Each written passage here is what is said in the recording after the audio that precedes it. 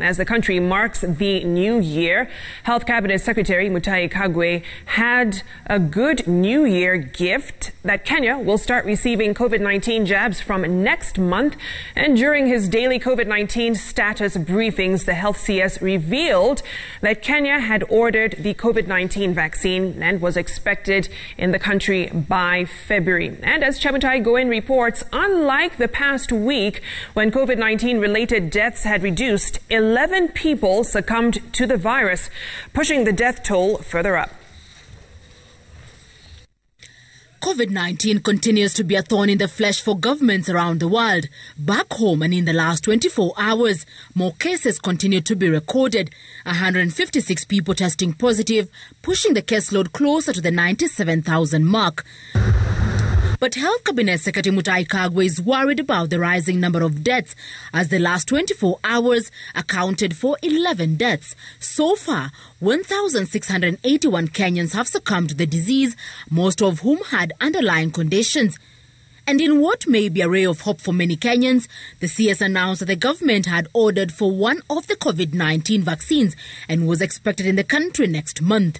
Even as you talk about the Oxfords, the AstraZeneca vaccine, we are also negotiating with the others as well, including the Sinopharm in China.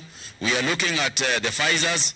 We are looking at all the other vaccines that have been approved within the World Health Organization, so that we will not be relying only on one type of vaccine. The ideal thing to do is to use several, so that you can increase also the chances of a higher efficacy, because we don't know the impact of either. But we are happy to say that Kenya has ordered the vaccines. While many are skeptical about the vaccine that has since been rolled out in other parts of the world, Kagwe said the vaccine uptake will be optional. We have got a system which we have issued that to indicate who will be first to be offered the vaccines. And it is important for us to use that word, the operative term being offered. There is no mandatory vaccination of anybody. It is people who will wish to do so. The first phase of the vaccinations will cover the most vulnerable groups, including health workers, teachers and law enforcement officers. With COVID-19 cases expected to rise with the reopening of learning institutions, Kagwe assured parents that all was well and the government had everything under control. The more exposed people will actually be the teachers, particularly those who may be having underlying issues, those who may be of elderly.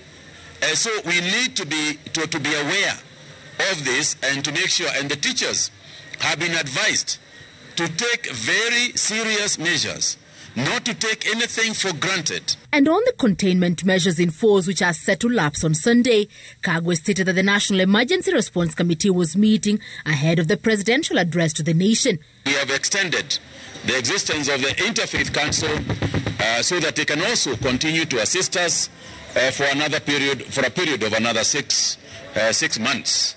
As Kenyans adapt to the new normal, it remains to be seen just what the COVID-19 curve will look like once learning resumes, as many continue to hope for a better year. Chemutai Goin, Citizen TV.